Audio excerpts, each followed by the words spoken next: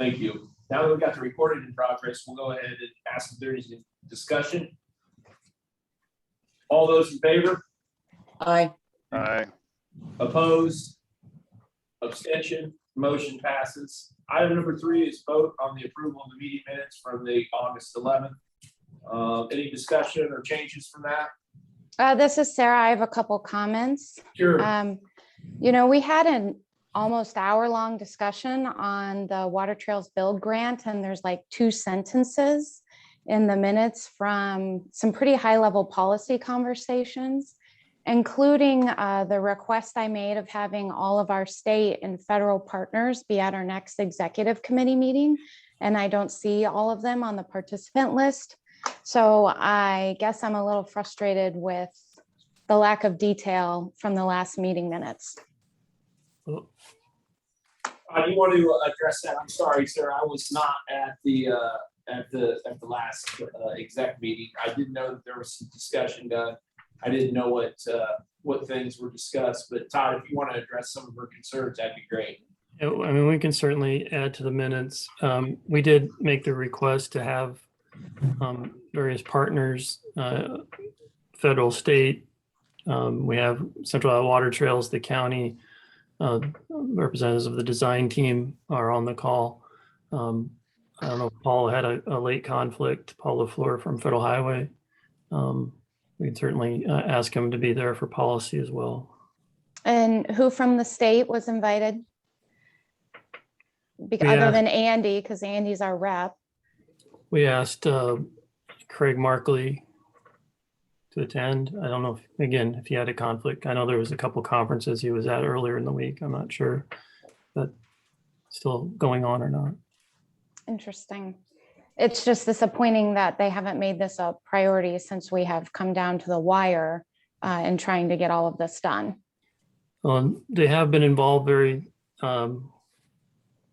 heavily in looking at the different agreements and offering comments on them and suggestions on different pieces of those, and those have been incorporated in the agreements. They've seen those to this point. Okay. And then what about the request of the updated flow chart? Again, that wasn't in the minutes and that was not provided in the packet. Okay, that should have been included. We'll get that out today. It is updated. Is it updated from what we've seen the last policy meeting, or has there been additional changes since then? I don't think it's changed since the policy meeting, no. Okay. And and again, Joe, this was brought up because it's important that we make sure there's no finger pointing as we go through this process.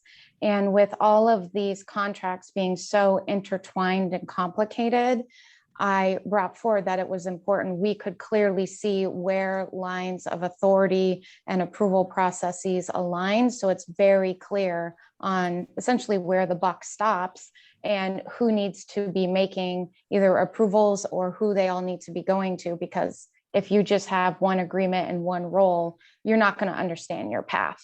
It's far too complicated.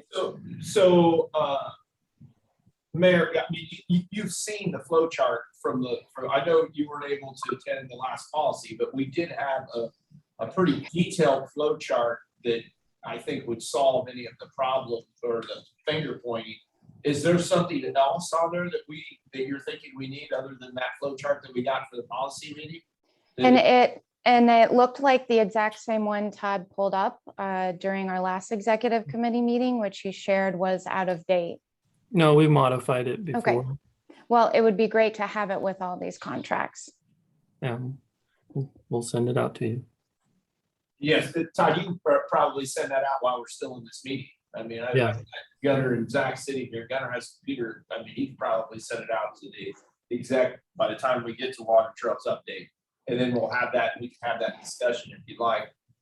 Okay, and then I would like the comments from the MPO board attorney regarding any conflicts with our 28E and MPO financial risk liability comments added into the minutes. Those are really important policy comments that need to be reflected.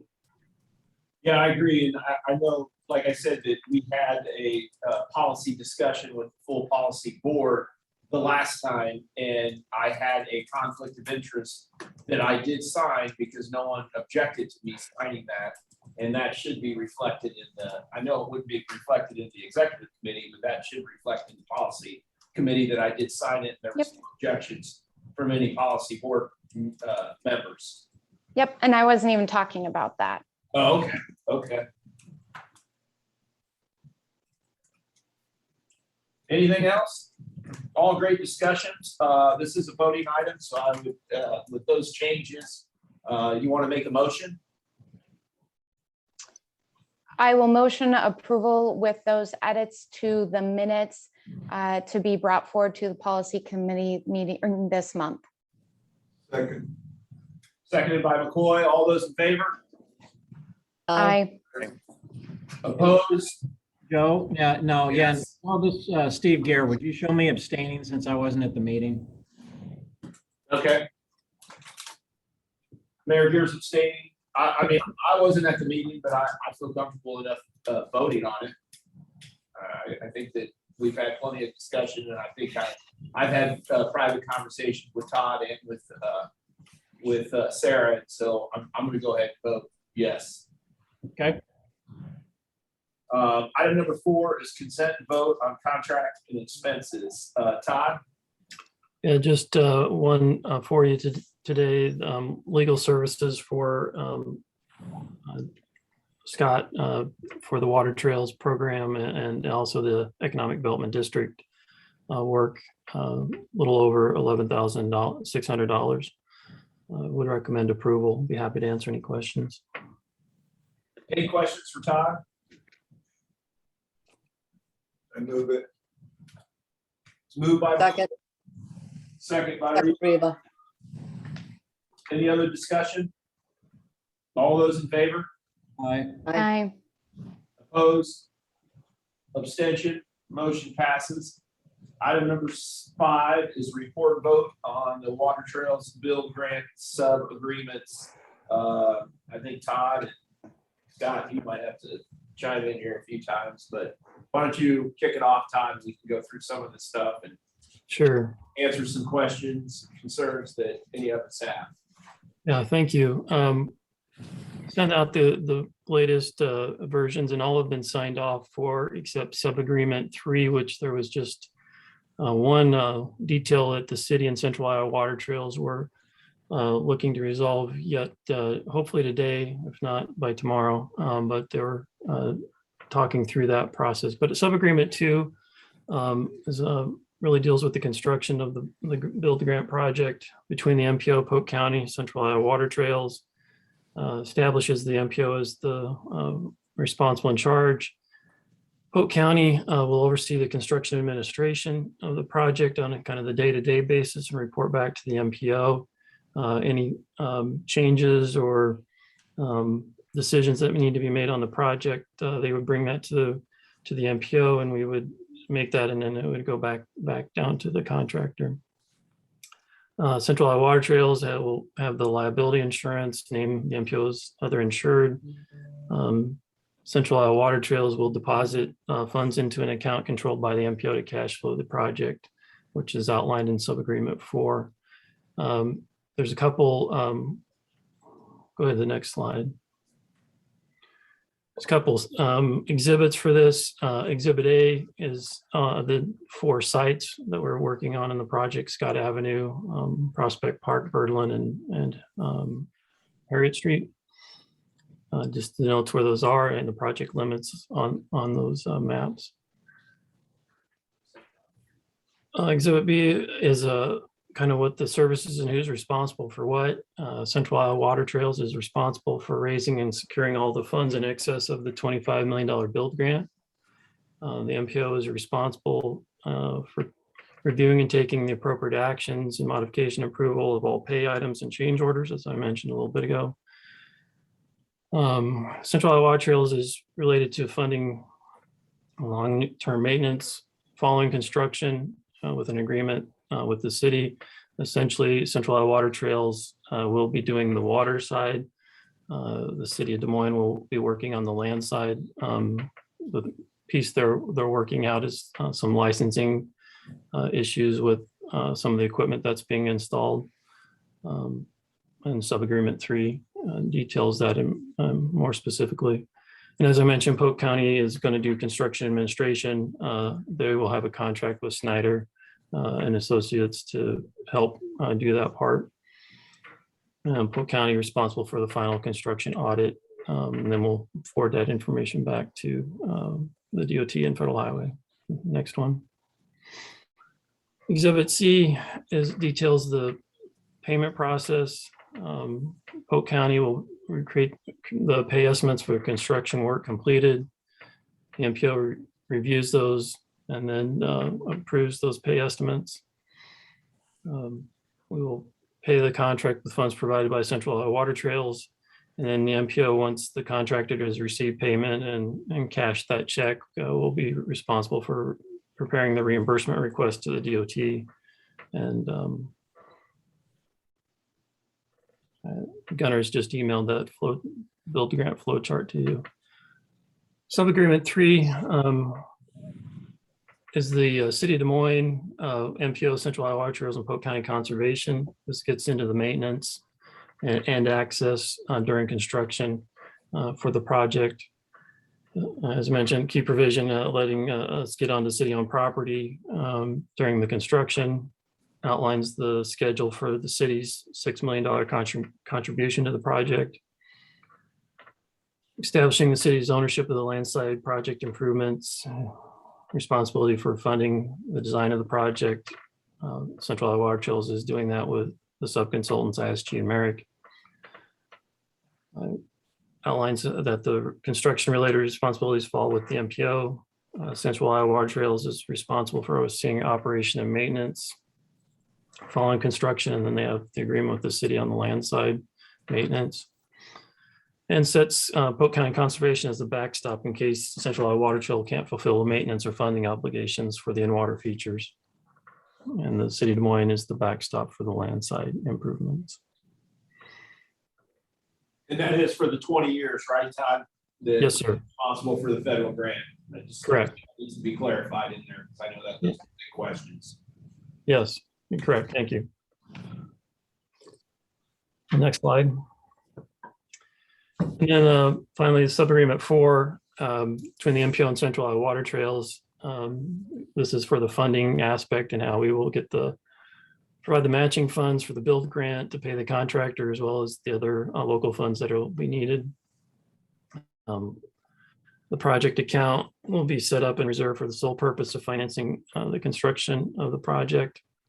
The MPO will have exclusive right to draw on the account to pay construction costs. There will be a line of credit from Central Ohio Water Trails for the MPO set up. That'll be 110% of the engineer's final estimate, less the federal funds, so that we can draw on that when we need to. Central Ohio Trails will have proof of that line of credit no later than December 21st, when the bid letting is going on. Change orders must be approved by the MPO. The MPO will use the Iowa DOT's guidance for reviewing, awarding, and rejecting bids on the project. That was part of one of the comments the DOT wanted us to include in our process. Next slide. Todd, before you go any further, go back to that slide where it's talking Sure. about change orders. So the change orders, will that go through Polk County first and Snyder before it would come to us? Yeah, they would prepare a recommendation Okay. based on what the contractor is looking at, and then bring that to the MPO and say, here are a couple options, Okay. and then this is what we're recommending you should do. But ultimately, it's up to the MPO to decide what to do. Okay. And then Todd, those go before the executive committee to sign off on. That's what we've been discussing. Yep. Yeah. Yes. That would, I would like to see that in there. The executive committee Sure. would vote on all change orders. No problem. Okay. Kind of a timeline of when these things will happen. The grant agreement, which is between the MPO, DOT, and Federal Highway, that will be executed in November, and we think around the 5th. The MPO and the DOT will have a sub-agreement number 1 from that grant agreement. Because technically the DOT is the awardee of the grant, and then the MPO is the sub-awardee. So that agreement will be done on November 1st. The DOT is responsible for creating that. They have not finished that yet, but they are working on it. Sub-agreement 2, the construction between the Central Iowa Water Trails, Polk County, and the MPO. We anticipate approving that next week at policy. Sub-agreement 3, the maintenance, Central Iowa Trails, MPO, and Des Moines involved in that one. Anticipate the city approving on the 13th, the MPO on the 16th. And then the funding between Central Iowa Water Trails and the MPO on the 16th again. Central Iowa Water Trails did meet on, I guess it was yesterday morning, and discussed these agreements and are ready to move forward on them. They were wanting to finish the city piece on the sub-agreement 3 before executing them all at the same time, but they'll be ready to do that as soon as those discussions are finished. So what are we waiting for from the DOT? There's an agreement between the MPO and the DOT.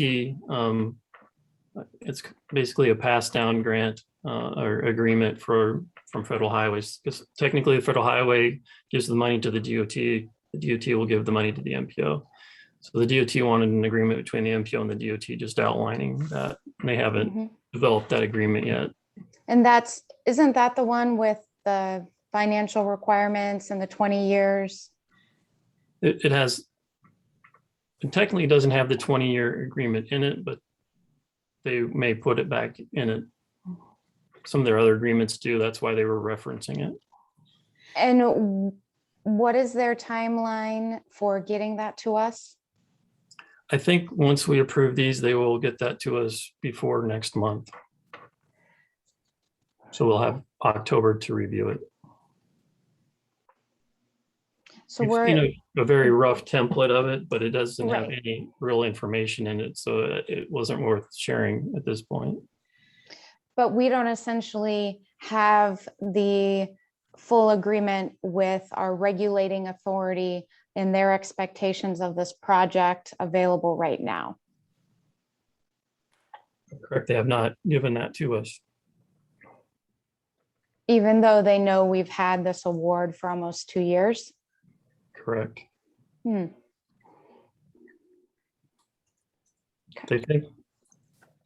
They see it as a fairly standard process for them. There's some details they want to add into their standard agreement because of kind of the unique nature of the project. They just haven't done it yet. And those are the details I'm worried about. And this goes back to me saying at our last meeting, having concerns about what does it mean to operate for 20 years and requiring the definition. Again, wanting to make sure that we have clear expectations from those who are regulating us and signing off on this, so we don't end up in a risky situation for all of our members at the MPO. Yeah, I agree. We'll also have, Central Iowa Water Trails and Polk County Conservation are stepping in to breach some of that risk for it. Right.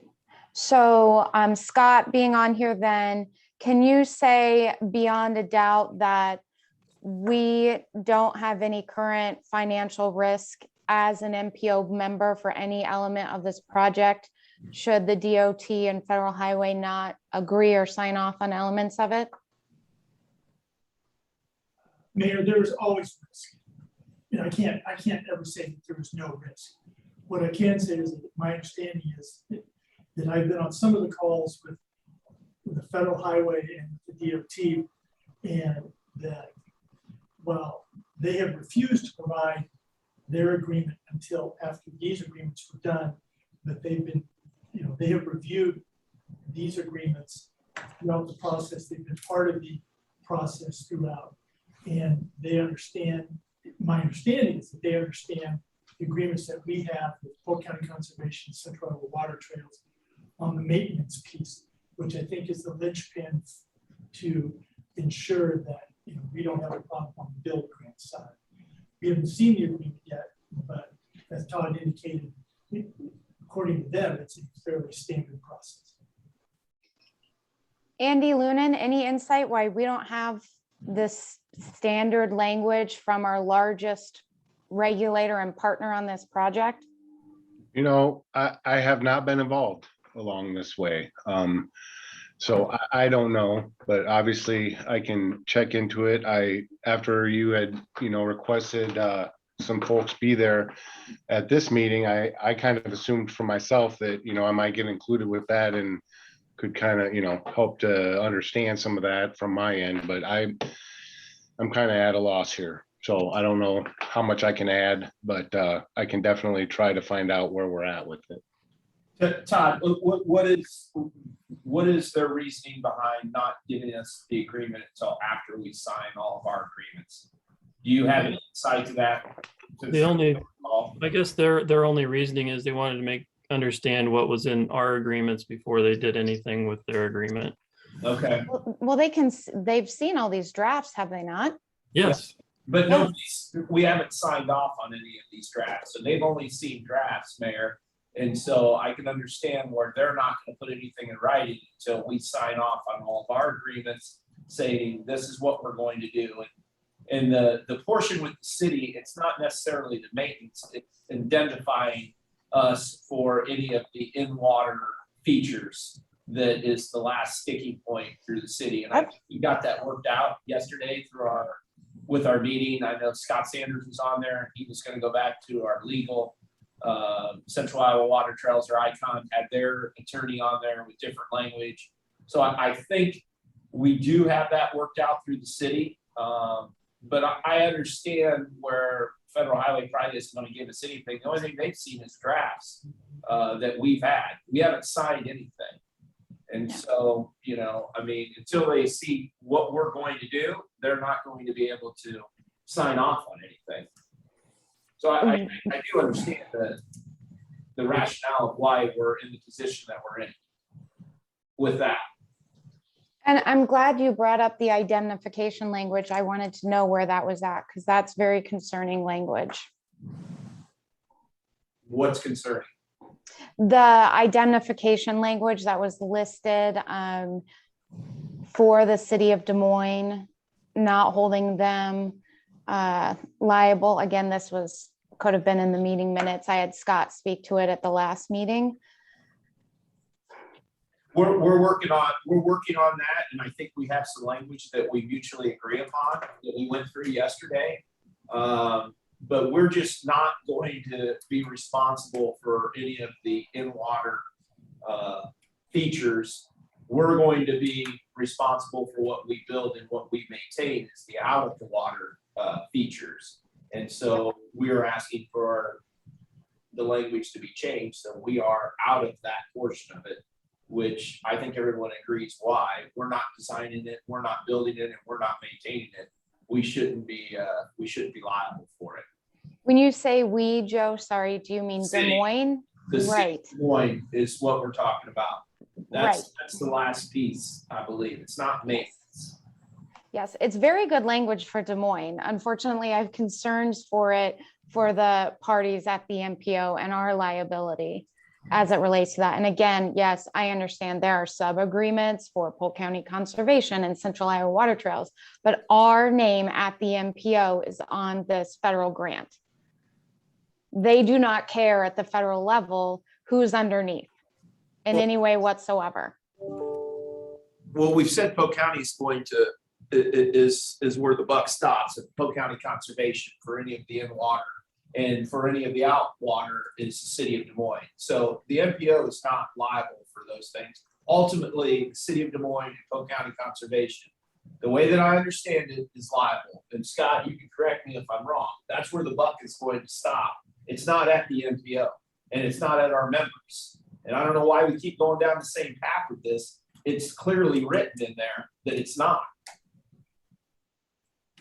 I think at this point, my understanding that the last discussion point in regard to sub-agreement 3 is a discussion between counts for Central Iowa Water Trails in the city, and it relates to a separate 28E agreement that the MPO is not party to, but the Central Iowa Water Trails and the city are parties to.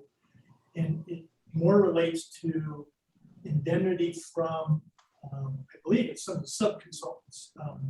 I think it's somebody called Merrick and somebody called ISG. And we are not a party to those agreements. That is a discussion between those two. And it's just a discussion between the city and Central Iowa Water Trails. And then we have our own indemnification agreements with Central Iowa Water Trails. So Scott, as we keep going down this road of who's ultimately responsible for 20 years, do we not have that worked out where Polk County Conservation is responsible for the attractions inside the water to make sure that it's maintained and functional for the 20 years without an act of God as far as flooding or something like that would happen? That is in there, that we're not responsible for that. And then outside of the water where the parks are that we're building, we are maintaining that. And the buck stops at the city of Des Moines, not at the MPO. That's my understanding. Correct me if I'm wrong. Is that not where it's at? That's my understanding as well. Okay. Mayor, are you looking at something different that we're not looking at? Because that's what I've clearly read that multiple times, and you and I have discussed it. So Yep. I just want to make sure that I'm not misreading something. And I'm speaking to lawsuits and debt, not actual construction. That's very clear. Who owns what, who's constructing what, liability around contractors. I'm talking as we progress through the next 20 years. Right. Well, we're maintaining it as we progress through the next. So you're talking about any lawsuits of any Or incurred debt, what, yeah, or anything like that. yes. The whole gamut of liability. I'm not talking about just when we build it. Who's responsible, Scott? Well, and I think we went through that at the mayor's request, at the last executive committee meeting. And we identified the fact that there were various indemnifications and how we think that the MPO is protected. Great, but we do not have that confirmed language from sub-agreement 3 because we're waiting on that from Des Moines. Well, most of the language in sub-agreement 3 has been, confirmed and it protects the MPO. It's just a piece between the city and Central Iowa Water Trails on one specific item that the discussion is still going on. I'm pretty sure that we worked out the language. I don't have it in front of me right now, but we did have sent over, and I didn't get confirmation today. I can after this meeting that I don't know if the city legal department, but as far as lawsuits and things like that for any injury or deaths, I guess it's my understanding the MPO is not responsible for that. Is Right. that true, Todd, or what? Yeah, that would go to Central Iowa Water Trails. What's that? Yes, that would go to Central Iowa Water Trails, and then if they fall off, it goes to Polk County Conservation. Okay. So the MPO is not going to be included on the lawsuit since we got the. Well, I wouldn't say they would never include the MPO in the lawsuit, but I think we're protected in a lawsuit. Okay.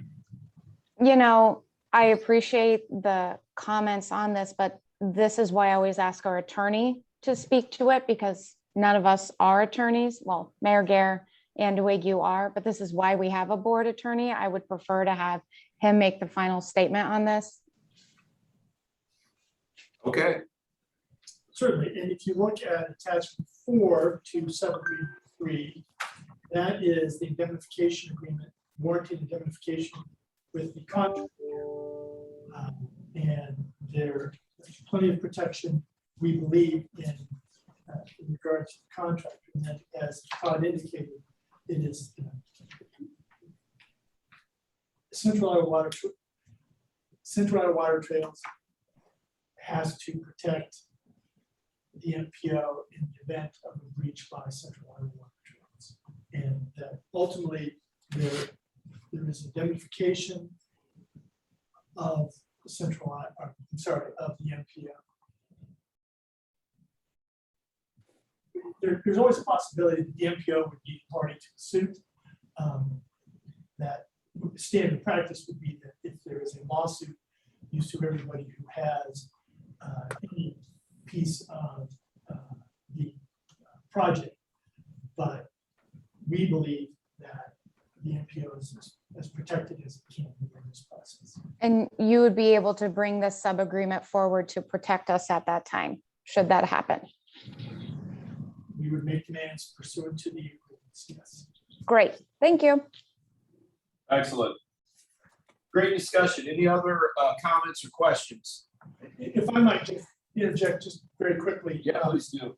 I know an issue with regard to change order, sub-agreement number 4 under 5, sub 5, under change orders, it says prior written approval of the MPO executive committee. So I think I just want to be sure it was clear that it is the executive committee that will sign off on the change orders. I thought that's how we discussed it. But Yep. make sure. And I do have another question. You know, I'm the only one usually, so. No, you're okay. Yeah, go ahead. And this again, why I'm frustrated that the DOT is not here. For the award process, going back a slide, you mentioned that we follow all the DOT bidding requirements. Mhm. I would like to know and understand, because we've had to experience unique bidding environments within our own city work. What is the process? Should we exceed? And then on a former slide, you showed, oh, wait, nope. I can't remember where it was at, about exceeding the engineering estimates. Mhm. If I just want to confirm that if we exceed whatever that percentage rate was of engineering estimates, that we're allowed to throw out the bids and start over, that we are not held to a $50-60 million number to move forward. Correct. We can reject bids through this process. Okay, good. I just want to make sure that we all know and understand that. And that's why I wish we had the DOT agreement, because I don't understand what the holdup is or why they're holding back this language, because it's scary to me to sign agreements with everyone else without knowing what the boss is going to say and what they're going to hold us to. I would never sign a development agreement and put in all the roads and infrastructure without knowing what was being done in my community first and what I had agreed to with that developer. Well, and fair point. And I understand your concerns. You know, these agreements are with, you know, Central Iowa Water Trails, city and county. We will be signing a separate agreement with the DOT, and then the DOT and Federal Highway. You know, if there's something in those agreements we don't like, we don't have to sign them. There is nothing saying we have to sign them. I think the political weight behind getting these signs, you've already signed everything else, trying to explain to the general public something that puts us at high risk that we weren't anticipating puts us in a corner that's not enjoyable to be in. I agree, but I think there's, you know, room to, if there is something there that we don't like or would like to be modified, to have that discussion before we actually sign. We have some time before we have to sign those. I don't think that politically we're forced into a corner at all, Mayor. I would disagree. If we sign all these agreements and something comes up from Federal Highway or the Iowa DOT that's something out of the ordinary that we haven't discussed, well, I would be the first to say, well, we're not going to sign this. This isn't what we agreed upon, and no one's going to force us into some type of corner that we're doing something. You know, well, you signed everything else.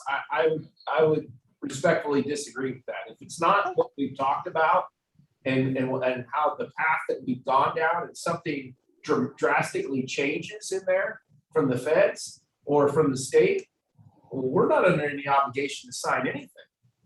Okay. Just want to make sure Central Iowa Water Trails understands that. I think they're on, Maggie.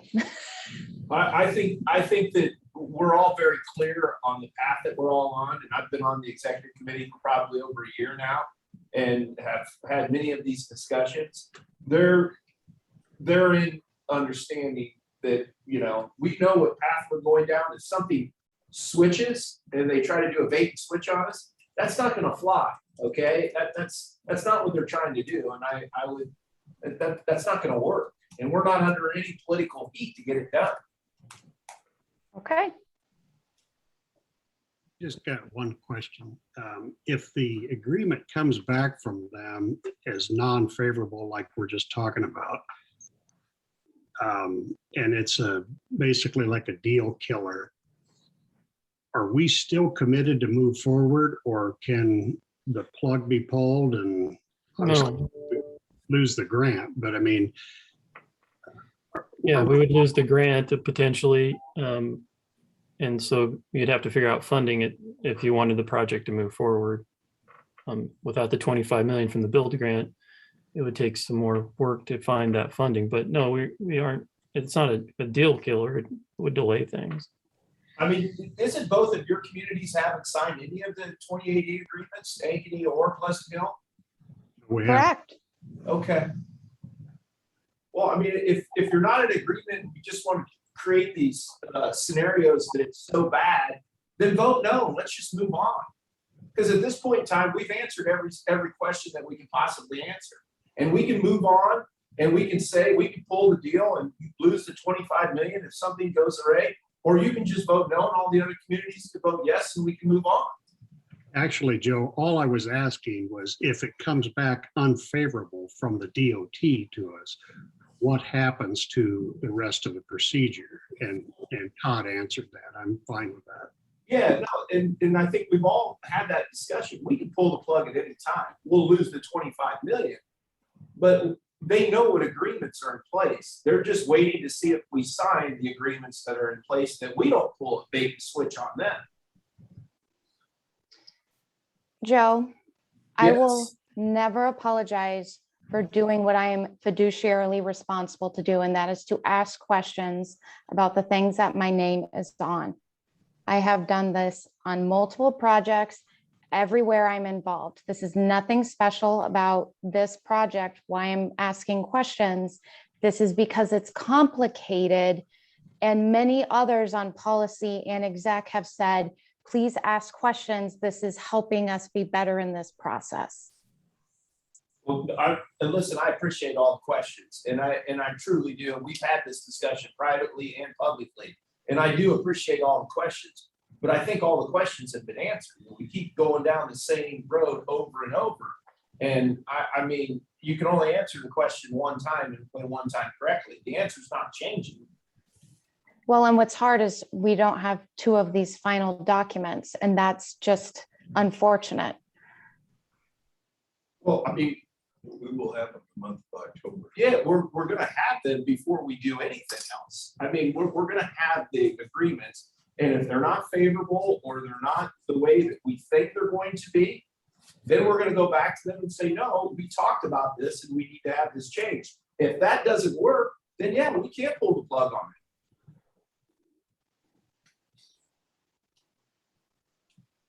it. Any other questions or comments?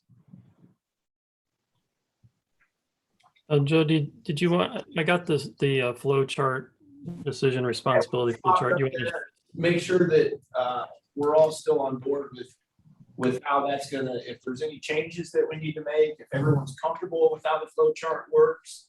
I just want to make sure that all the questions are answered adequately, so we're in good shape.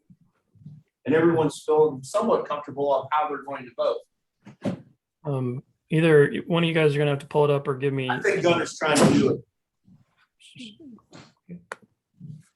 You should be able to share your screen now. Okay. Super. Thank you.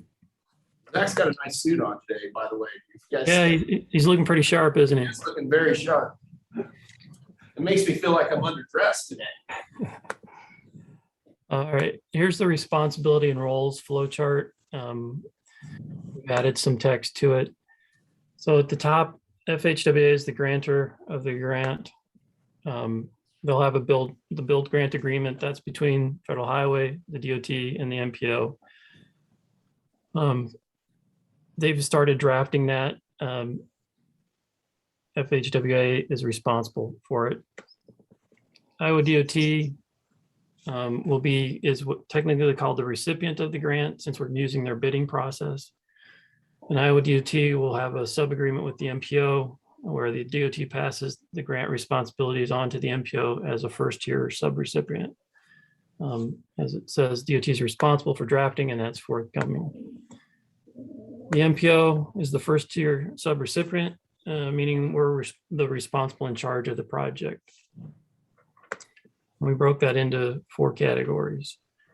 Project financing, that's sub-agreement number 4 between the MPO and Central Iowa Water Trails. Central Iowa Water Trails will provide the MPO the local match for the federal grant as well as the local funds. In addition to the build grant and to pay for the construction management. We can update this piece now and saying that is completed, not drafted. Construction contract, the MPO will hold the construction contract. When the contractor is selected through the bidding process, the contractor will most likely have various subcontractors underneath that. Construction management, the MPO will, in Polk County and Central Iowa Trails, will have this sub-agreement number 2, talking about the construction management process. How the county will report directly to the MPO. Polk County will be using Snyder and Associates to assist the county with the construction management process. On the maintenance, sub-agreement number 3, the one that's still having a little work done on it, has Central Iowa Water Trails, Polk County Conservation, the city, and the MPO. Central Iowa Water Trails and Polk County Conservation agree to take on the responsibility for maintaining the project facilities for a 20-year period. There's a sub-agreement in there with the city of Des Moines, doing the water features with Central Iowa Water Trails and the land features with the city of Des Moines. I have to answer any questions. And so the 2 agreements we're waiting on is the sub-agreement number 3 and the agreement with the DOT. Correct. Sub-agreement 3, like I said, is basically 99% complete. It's just this one item that they're working on. Yeah, and I don't think that we have, I've tried to text Scott, I don't think we have a clear answer to that yet. I've tried to text my city manager, he hasn't gotten back to me. I sent an email earlier today about it, hoping to get the answer before we have this meeting. But there was some language that was thrown out there, but I'm not sure if that was agreed upon. And there's no one from Polk County Conservation on here either? No, I don't believe so. But we have had numerous conversations with Rich about this. We can get him at policy.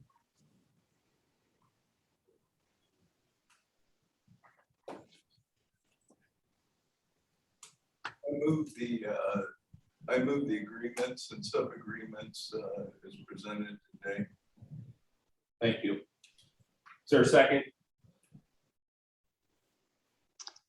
Do you want to consider waiving number 3 until we can view it before sending it on to policy? I would offer that you approve it contingent on being able to see the final product for policy. Well, yeah, we're not gonna vote on something that we don't see for policy, right?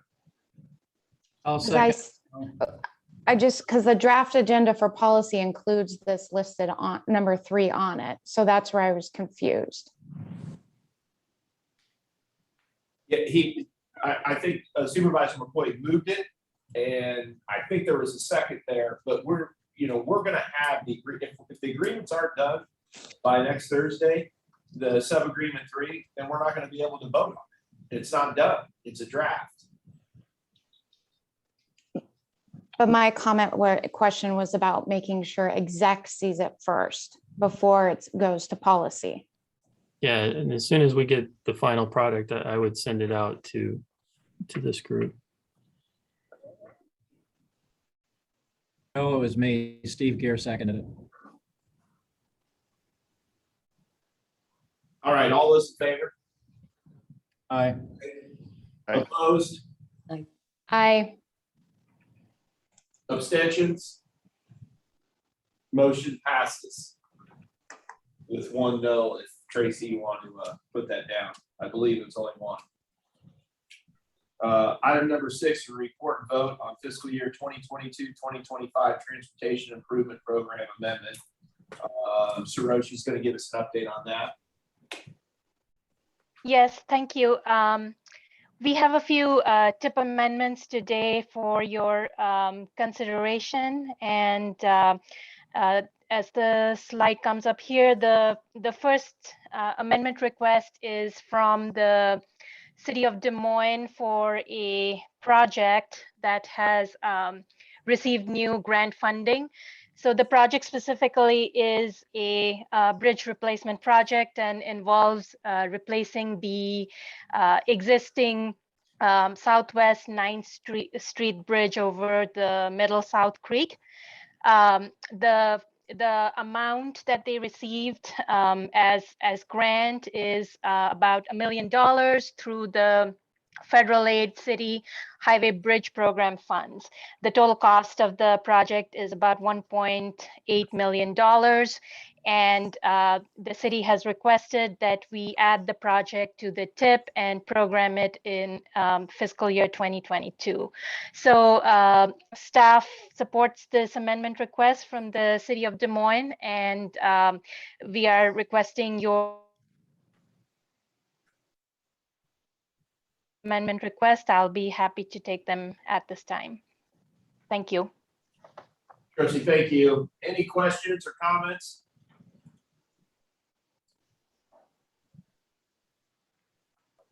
All right, it is a voting item.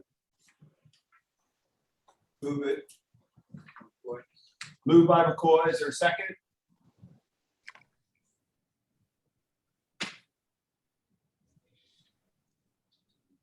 Second by Sarah. Thank you. Any other discussion? All those in favor? Aye. Opposed? Abstentions? Motion passes. Item number 7 is report and vote on fiscal year 2022-2025 transportation improvement program amendment. Saroshi, you're going to do this one too. Yes, and yes, this is the second tip amendment request for your consideration. Again, this request is from the City of Des Moines for an existing project that you all might be familiar with. This is for the Carlisle Trail Connection project, and the project is essentially to construct a new trail section between the Easter Lake Spine Trail at the southern tip of Des Moines and connecting it to the existing City of Carlisle Trail. It's approximately a 3-mile section. This project has received federal funding before through the STBG set aside or TAP program. They have now received some additional funding through the Federal Recreational Trails Funds Program, an additional amount of $400,000. And so the city is requesting that we update this information in the TIP to add the additional funding that they have received. We support this TIP amendment request, and if you have any questions, I'll be happy to take them. Otherwise, we are seeking an approval of this amendment request. Thank you. This is a really important project for the folks in the southeast quadrant and the rest of the city. So I'm happy to got some funding to join in with our city funding to get it done. So this is a voting item. Is there a motion? Motion, Reba. Second, Gare. Any other discussion? All those in favor? Aye. Aye. Opposed? Abstention? Motion passes. Item number 8 is report and vote on fiscal year 2022-2025 transportation improvement program amendment. Saroshi. Yes, this is the third TIP amendment request, and this is from the MPO. And the amendment request is to update the project description of the Phase 1 dam mitigation and user access project for the water trails. So the amendment request is specifically to modify the project description to include the specific locations of the project that are mentioned here: Prospect Park, Birdland Park, Scott Avenue Dam, and Harriet Access. When the project was initially programmed in the DOT's TPMS tracking system, we had programmed it based on whatever information we had at that time. Now that we have some more of the details fleshed out, we want to go into the TPMS tracking system and update that information to make it consistent. And so essentially we are requesting a tip amendment in order to go ahead and update that information. So that's as far as the amendment request is concerned. If you have any questions, either Zach or I will be happy to take them. Otherwise, we are seeking approval of this amendment request. Thank you. Thank you. Any questions or concerns? Just a quick question. Does this change how we have to do scoring by putting this into our tip or no? No, it does not. Okay. Move it. Second, Reba. All those in favor? Aye. Aye. Opposed? Abstentions? Motion passes. Item number 9 is report and vote on fiscal year 2023 Iowa Clean Air Adaptation Program applications. Zach? Yes, just real quickly, we presented these projects to you at last month's meeting. These are the projects that were submitted for ICAP for federal fiscal year 2023. The projects are listed on the screen before you there. Staff has reviewed all these and they conform with our long-range plan. So we're asking for approval today.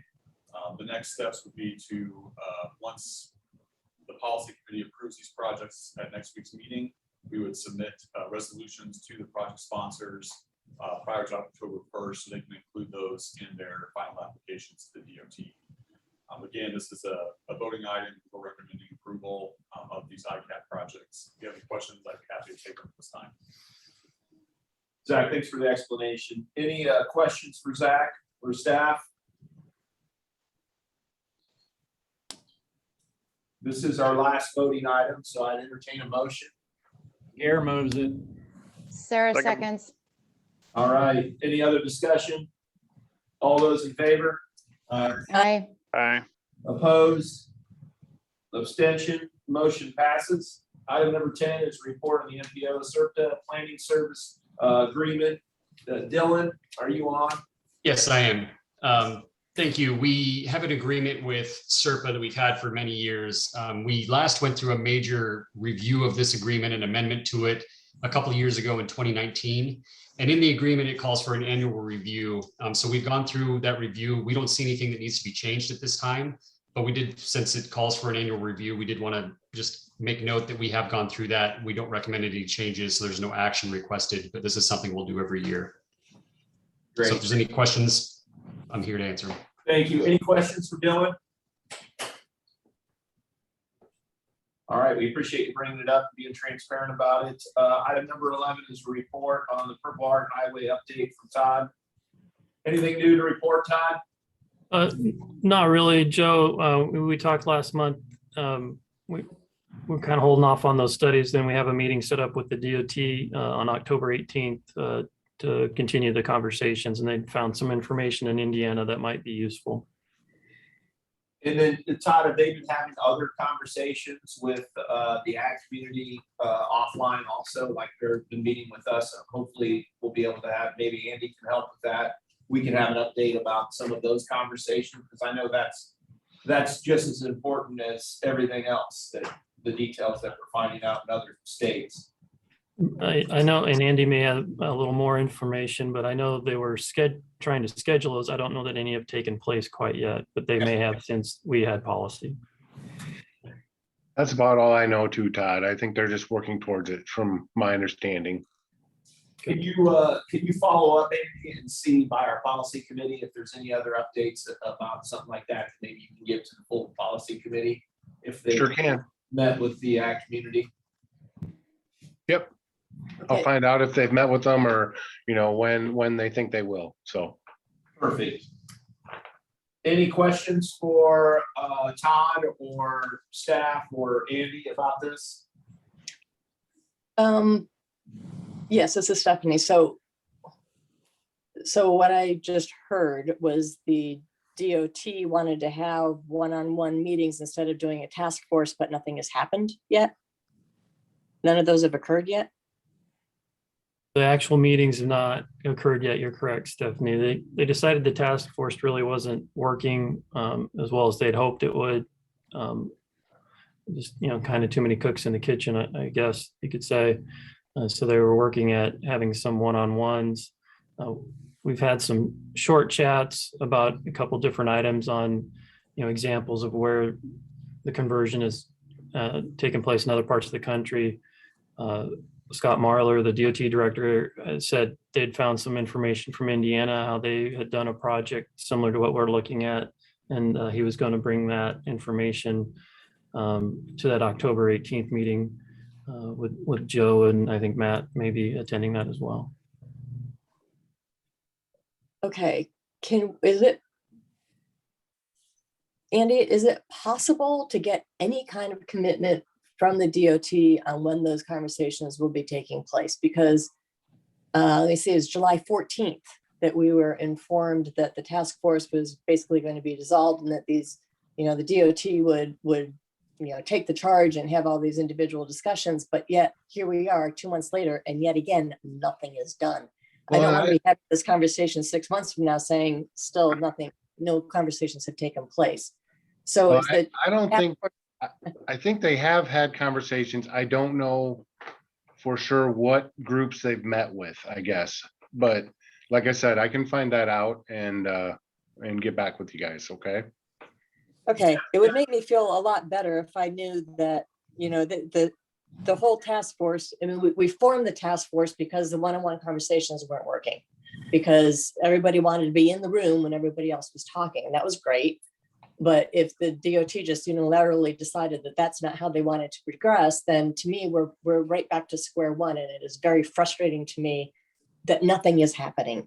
So it seems to me like the message it sends to me, rightly or wrongly, is that the DOT has no interest in getting this done, and therefore they are just going to drag their feet and not get it done. So that's the message that I'm getting from them on the inaction. Stephanie, I understand your frustration. I feel the exact same way.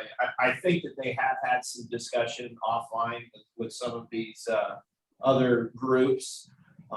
It would just be nice. I don't know if Andy's been a part of it, but if you can check with Stu or Director Marlin, I think that they have had some conversation. If you could follow up with that, Andy, get back to us before the policy committee. I know there was some initial discussion after the task force was done, but I know that they were rescheduling, just like when I went up there and spoke with him, they had already had conversations with some of the ag community.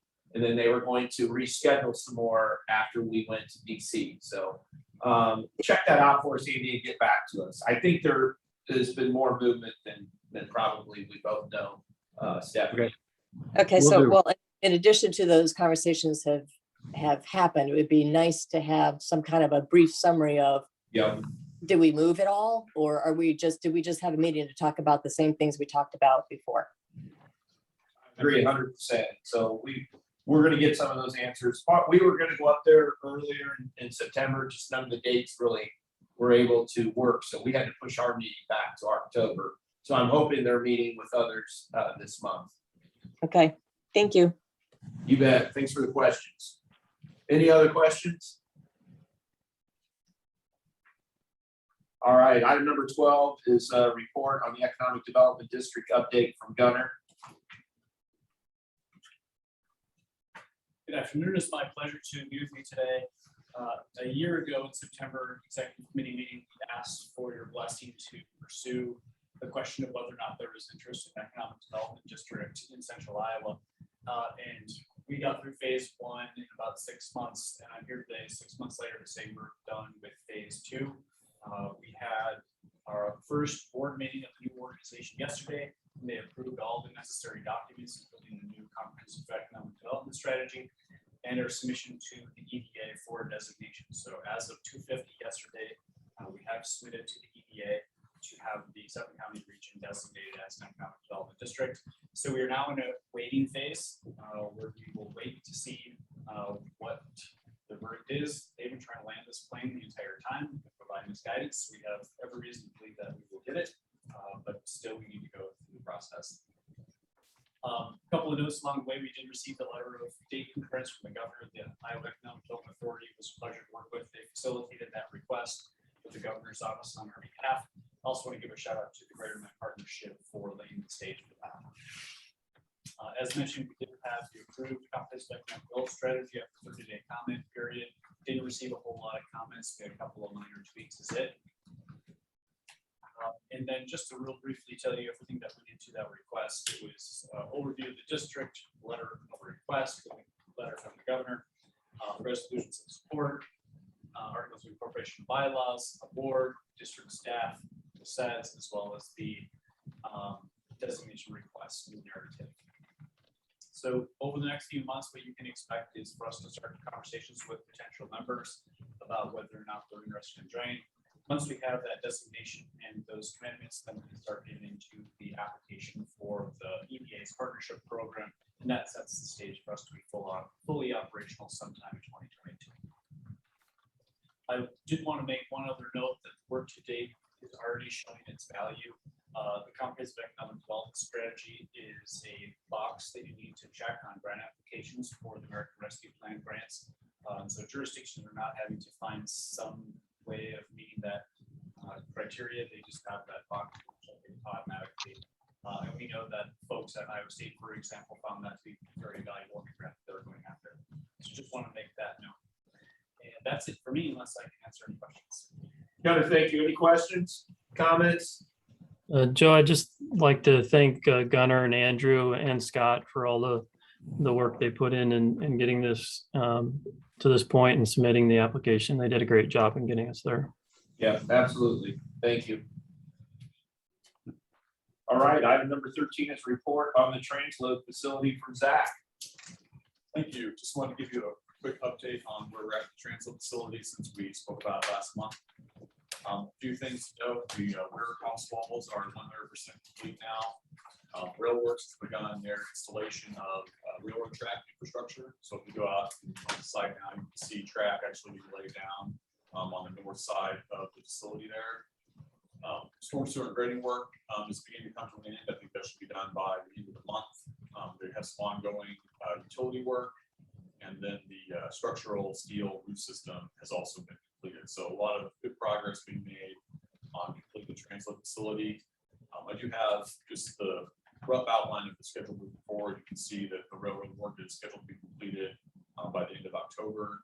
And then we've got a number of different things that will be completed early next year, including the site work around East 18th, East 15th, the warehouse building. And then we're still on schedule to close out the project by March of 2022. Unfortunately, I don't have any new photos to show you this month, but by next month, I should have some new photos to show of progress on the site. So, any questions, I'd be happy to take this time. Thanks, Zach. Any questions for Zach? Looking good. Thank you. Item 14 is a report on the legislative update from Dylan. Thank you. Last time we spoke, the Senate had just approved their version of the reauthorization bill. It has to go back to the House now, which I think I mentioned last time. They want to do that along with their larger bill, a reconciliation bill, which is like $3.5 trillion. The House just came back from recess, so they're starting to work on this now. It's expected to be released sometime in the next couple of weeks. So maybe by next week's policy meeting, we'll know more. But otherwise, we're just kind of in a holding pattern until the House does what it needs to do. All right. Anything else, Dylan? Nope, that's all I have.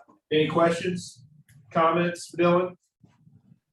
All right, item 15 is a report on the Central Iowa Climate Toolbox for Allison. Thank you.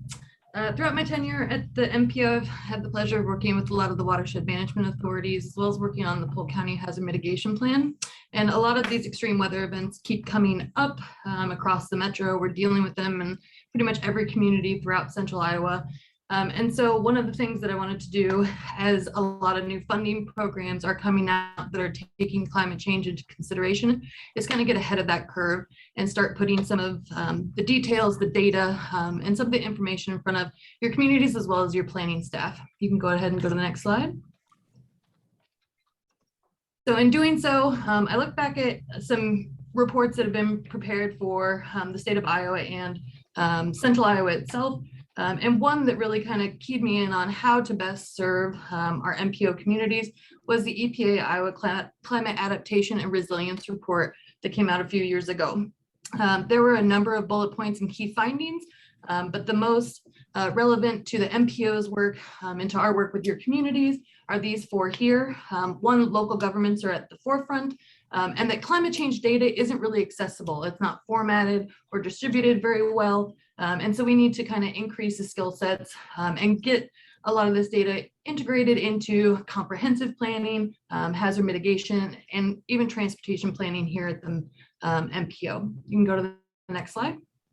And so I've created a website embedded within the MPO website called the Central Iowa Climate Toolbox. And really it kind of runs through different phases and pieces of dealing with climate action, whether it's in any sort of plan. So some of the foundations, adaptation versus mitigation, weather versus climate, whether or not you need a climate action plan, some of those basic pieces are covered there. I've located and put up there a number of the climate assessments that have happened across Iowa, across the nation, and a lot of the data and projections that are specific for central Iowa, like some of our hazardous weather, and then historical data as well that you can pull out of the large hazard mitigation plans, but we just put them in a one-stop shop there. Additionally, when we're looking at these things, hazard risk and vulnerabilities are going to be different than we usually have dealt with in the past. And so kind of outlining some of those pieces as well. Another piece would be the greenhouse gas emissions inventories.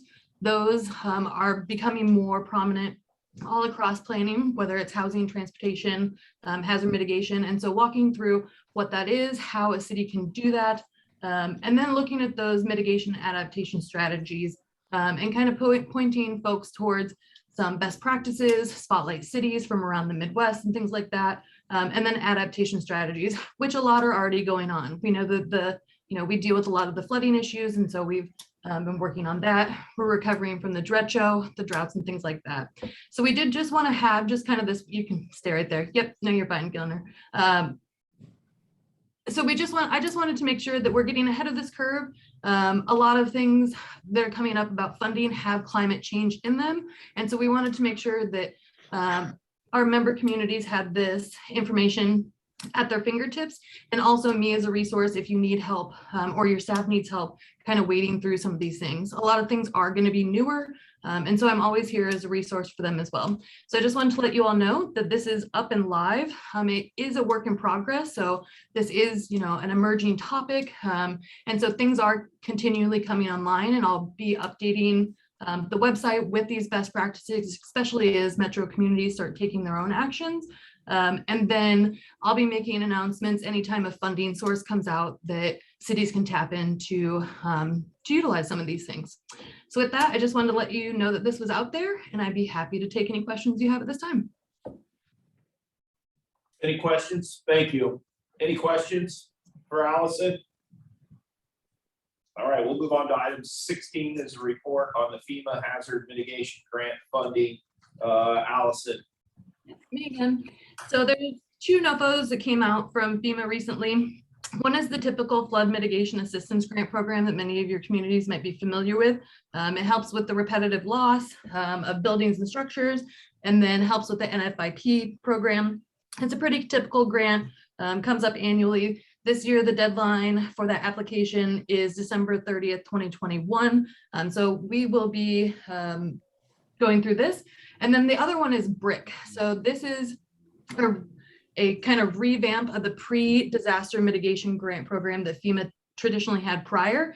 They had just adjusted it to kind of come up with a more relevant projects and things like that. And this is one of those places where that climate resilience and adaptation, that kind of data can really kind of bolster an application. And so we wanted to get it up before folks were working on this. This application deadline is also December 30th. That's kind of typical for FEMA. And so I just wanted to let your communities know about this. We can go on to the next one. The other one is that FEMA did declare, or excuse me, there was a disaster declared for the pandemic. And so there is disaster funding available through the Hazard Mitigation Grant Program. Right now, the specifics are quite gray area, but the application deadline isn't until the end of the, this fiscal year, next in June 2022. So we have invited FEMA and Iowa Homeland Security Management staff to come to the Council of WMA's meeting November 8th at 2 p.m. It will be via Zoom. So if any of you or any of your staff that might not be on the Council of WMA's, it's usually the executive members or members from WMA's throughout the metro. If any of you'd like to sit in on that, they'll kind of walk through some of the new programs and how, you know, to best align yourself with a project, with the programs and funding sources and things like that. Just wanted to make you aware. Be happy to take any questions you have at this time. Allison, thank you. Any questions for Allison? All right, we'll move on to item 17. It's a report on the office lease renewal from Todd. Thank you. So our office lease expires at the end of this calendar year. We have been negotiating with Nat Properties on renewing the lease. They have offered a 7-year lease, 5 years being the main term, and then an extension for the final 2 years. We have the option to terminate at 5 years. You can see the cost per square foot, full service there. Includes upgrades to the flooring, lighting, countertops, and some painting, both inside the office and in the hallway leading to the office. There's also the option for the space at the end of the hall. Some additional parking options that they would do both in the garage and at the building. So we haven't gotten their formal offer yet. We anticipate getting that next month. We'll be bringing that back to you in October for review, but I just wanted to give you a heads up of kind of where we're at right now. Todd, are you looking at any other space, or is this, do we have anything to compare it to? We've looked at a few spaces. I can bring that information to you next month. It is a much different, and the cost of moving and everything didn't seem worthwhile, but we can bring that back to you for a review as well. I need something to compare it to. Sure. And Todd, you might be running out of time to move anyway. Yeah. So you kind of lose your leverage with your current landlord when you don't have enough time to move.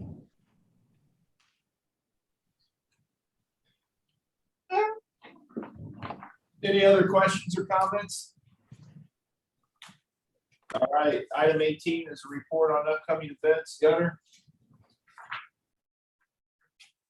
Good afternoon. Again, just a few events to make you aware of as we like to do. Streets and Road Workshop coming up later this month in September.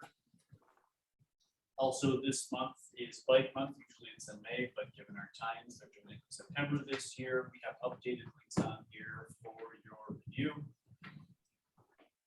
Also want to point you to DARTS, their midway planning effort. There's an online tour that kind of gives you a tour of their vision, the existing conditions, proposed changes, etc. We're also holding 4 public meetings, virtual and in person, later this month and early next. You can find all the information about this at ryder.com/future. Also, upcoming annual conference for the APA Iowa being held in lastly, the iStorm conference, Iowa Stormwater, coming up later in October. I'll take any questions if you have them. Gunner, thank you. Any questions for Gunner? All right, item 19 is a vote on the approval of the MPO Policy Committee agenda. Any questions or comments? Move it. Moved by McCoy. Is there a second? Second, Gare. All those in favor? Aye. Opposed? Abstention, motion passes. Item number 20 is any other non-action items of interest to the committee. Todd, do you have anything? No, I don't have anything this month. All right, our next scheduled meeting for the executive is October 13th at 11:30, and this meeting is adjourned. Thank you, everyone.